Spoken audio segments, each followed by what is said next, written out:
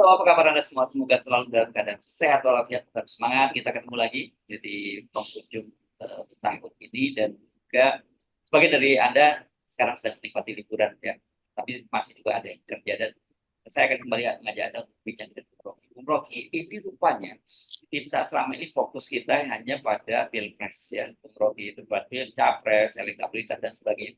Tapi diam-diam ternyata tanggal 8 Desember kemarin Presiden itu sudah mengeluarkan sebuah apa ya perpres ya, Jokowi Presiden mengeluarkan peraturan Presiden perpres yaitu nomor nomor 78 tahun 2023 ini tentang perampasan tanah oleh negara yang sebenarnya bahasanya seperti itu walaupun dikemas sebagai santunan. Jadi diubahnya begitu, dampak sosial terhadap proyek-proyek itu dan berupa santunan kepada rakyatnya itu. Kalau sebelumnya itu perpres sebelumnya itu hanya terbatas pada proyek strategis nasional dan itu pun sudah berdampak sangat serius, itu kita tahu wadas, rempang dan sebagainya. Sekarang ini diperluas, itu jadi hak memiliki negara itu yang meliputi juga itu BUMN dan BUMD. Jadi ini betul-betul akhirnya pemerintah pakai sewenang-wenang saja terhadap rakyat. Kalau kita lihat filosofi tanah itu tidak bisa dimiliki oleh negara. Karena pertanyaannya negara demi apa memiliki tanah itu? Negara hanya bisa memanfaatkan tanah. Dan pemilikan itu ada pada individu, negara bukan individu. Jadi dari awal konsepsi atau pemahaman Pak Jokowi tentang tanah itu ngaco itu. Nggak ada yang disebut tanah milik negara. Dibaca di dalam semua undang-undang, tanah dikuasai negara untuk kepentingan pembangunan, rakyat segala macam. Tapi bukan dimiliki itu. Kalau kita tanya sertifikatnya apa, sertifikat negara, ya dia keluarin sendiri. Mana ada tanah dikeluarin sendiri sertifikatnya oleh orang yang memiliki kan. Jadi dari segi legitimasi filosofi itu undang-undang yang ngaco tuh. Di seluruh dunia berlaku prinsip bahwa seseorang yang menguasai tanah itu dan mengolah dan memanfaatkan dan memperoleh manfaat dari itu, dia yang memiliki tanah itu. Jadi tanah hanya disebut tanah kalau dia dikelola oleh orang untuk manfaat diri sendiri atau untuk manfaat orang banyak. Itu dasarnya tuh.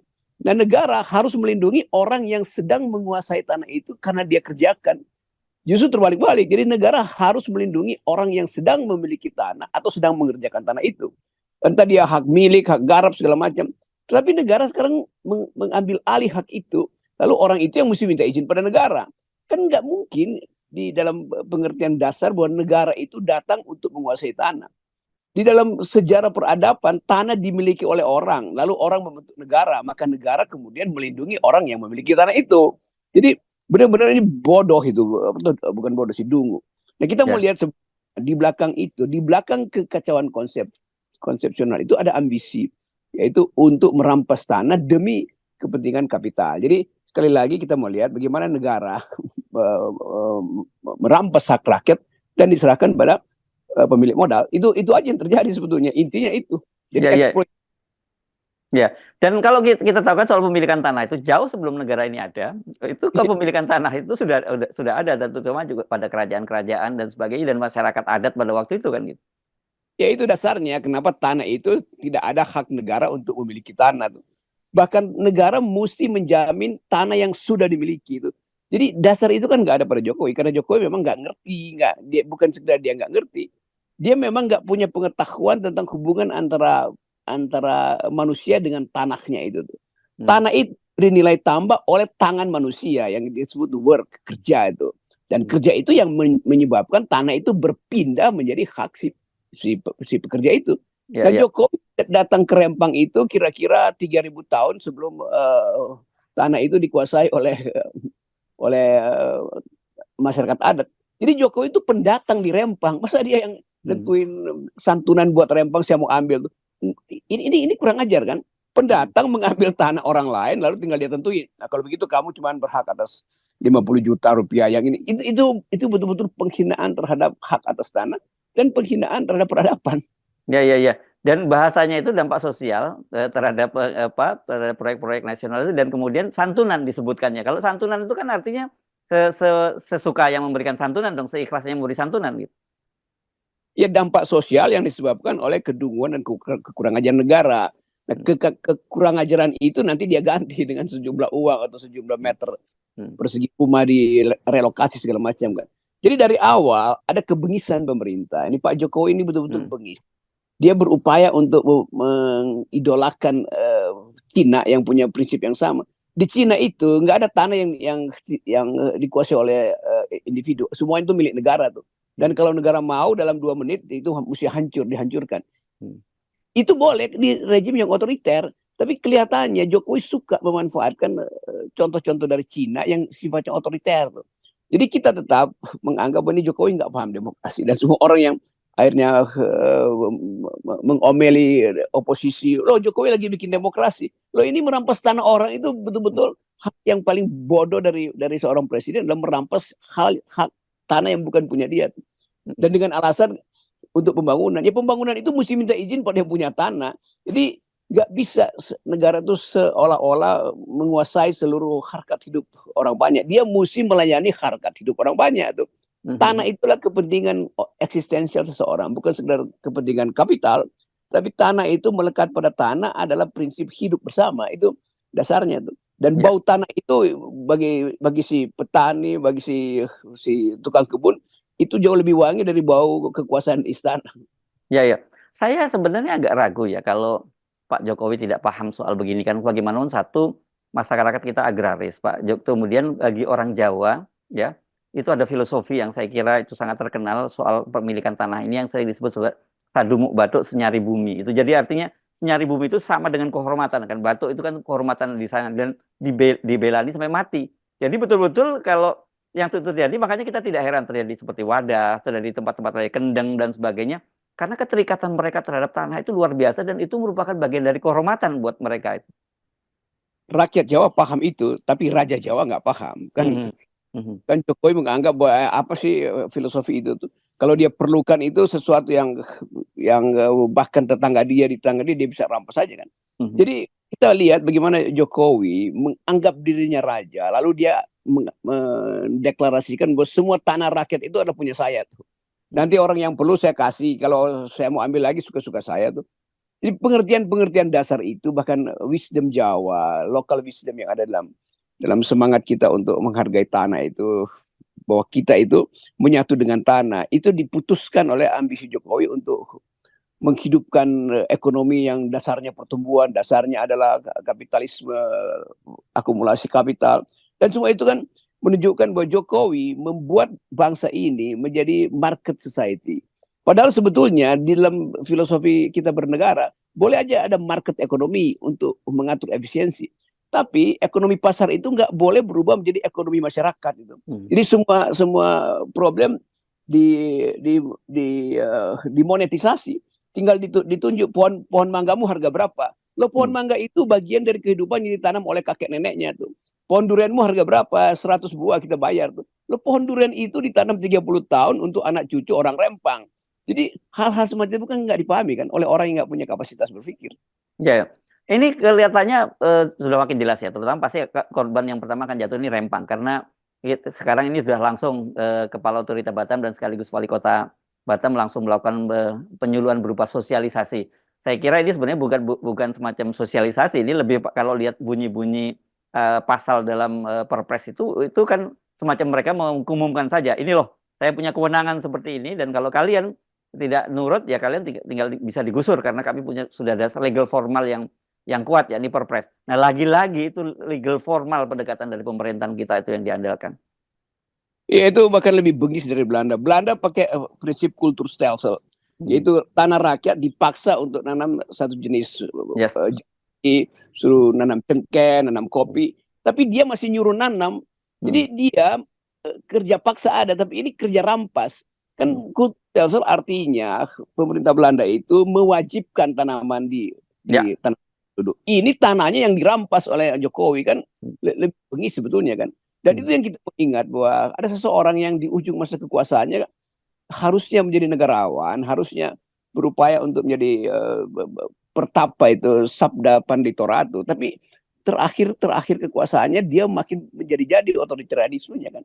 Jadi mulai dari soal memastikan dinasti jalan, lalu kemudian soal tanah ini pasti dimaksudkan untuk melayani kepentingan oligarki itu, dan itu semua adalah bagian dari catatan sejarah bagaimana seseorang itu memang kalau dia nggak mampu berpikir maka dia akan jadi otoriter. Orang yang punya kekuasaan tapi tidak mampu berpikir pasti jadi otoriter. Ya. Oke. Ini saya kira dampaknya, kalau sekarang ini kan bagaimanapun juga konflik agraria itu sangat tinggi di masa jadi di Ya, Indonesia inilah sekarang ini ya. Saya kira dengan cara seperti ini pasti akan muncul konflik agraria yang jauh lebih besar dan saya tidak bisa membayangkan apa yang terjadi gitu karena betul-betul rakyat kita itu ya seperti itu yang dianggap penghuni liar saja yang bisa digusur setiap saat dan cukup disantuni oleh pemerintah. Belum lagi orang-orang yang memang selama ini memanfaatkan juga lahan-lahan milik milik BUMN, milik apa dan sebagainya itu makin tidak jelas nasibnya. itu dasarnya kenapa kita minta sebetulnya dari awal, dari periode pertama Jokowi, anak-anak LSM ini yang seolah-olah jagoan di bidang agraria segala macam itu, dari awal ajarin Jokowi. Ternyata mereka justru kasih pembenaran.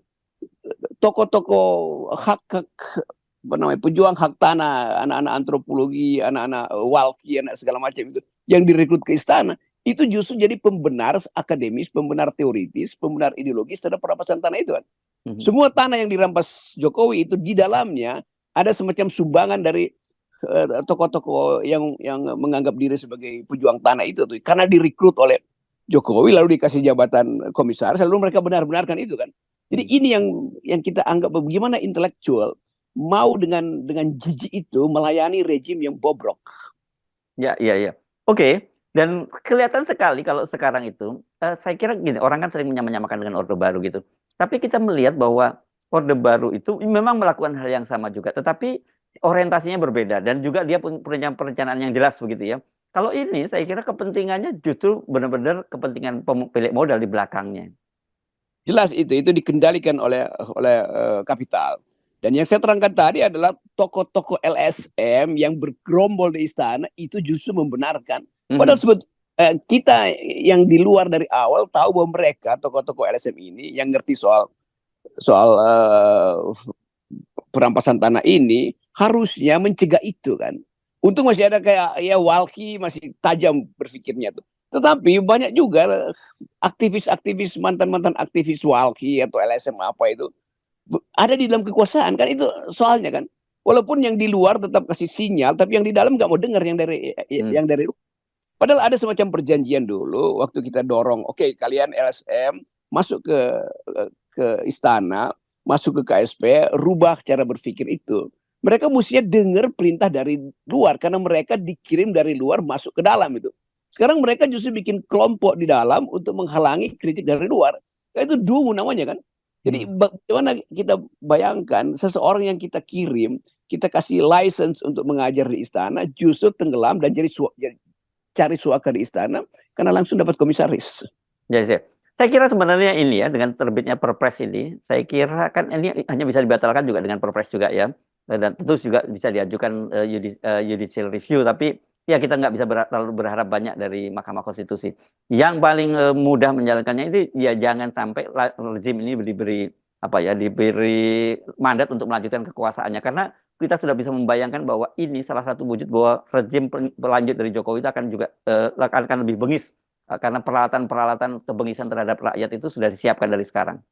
Ya, itu pada dasarnya itu yang kita inginkan. Kalau kita sebut perubahan, bukan sekedar kita bikin ide baru tentang Indonesia, tapi kita mencegah jangan sampai hal-hal busuk dari rejim ini diteruskan. Itu sebetulnya. Ya. Jadi inti kita adalah perkuat kembali perjuangan politik, dan itu masih bisa dilakukan karena keadaan ekonomi, keadaan ketidakpastian politik. Harusnya soal tanah ini yang lebih dahulu bereaksi adalah PDIP karena ini menghina pilih itu. Jadi kita tetap ya sebagai analis di FNN kita hanya bisa kirim sinyal bahwa ada pengkhianatan terhadap hak eksistensial rakyat atas tanah. Oleh siapa? Oleh Joko Widodo. Siapa dia itu? Presiden Republik Indonesia. Dari mana dia berasal? Dia adalah kader PDIP. Kan itu mesti jelas di mata rakyat kan. Supaya PDIP jangan cuci tangan doang, tapi dia juga mesti bikin pengertian baru tentang kehidupan yang berguna di masa depan. Nah, sekarang PDIP mesti katakan ini presiden yang memang tidak berguna. Dia memang masih presiden tapi udah bekas. Jadi dia adalah presiden bekas sebetulnya, bukan bekas presiden. Yes. Saya kira ini Perpres ini yang akan jadi korban pertama adalah warga Rempang. Ya, saya kira tentu saja doa kita untuk teman-teman kita, saudara-saudara kita di Rempang tetap berjuang gitu, jangan pernah menyerah gitu ya, karena bagaimanapun tanah dan kehidupan itu adalah bagian yang tidak terpisahkan dari perjuangan Anda. Jadi ini bukan lagi persoalan persoalan sekedar tanah, tapi persoalan hidup mati bagi warga Rempang. Ya, itu doa bumi sebetulnya. Dan dari Rempang bisa pindah ke Minahasa, ke Manado, bisa pindah ke NTT, NTB, ke Halmahera, segala macam. Pola ini akan berlangsung. Yes, oke. Baik, Bung Rocky. Terima kasih, Bung Rocky. Tetap Ya. buat kita. Yes.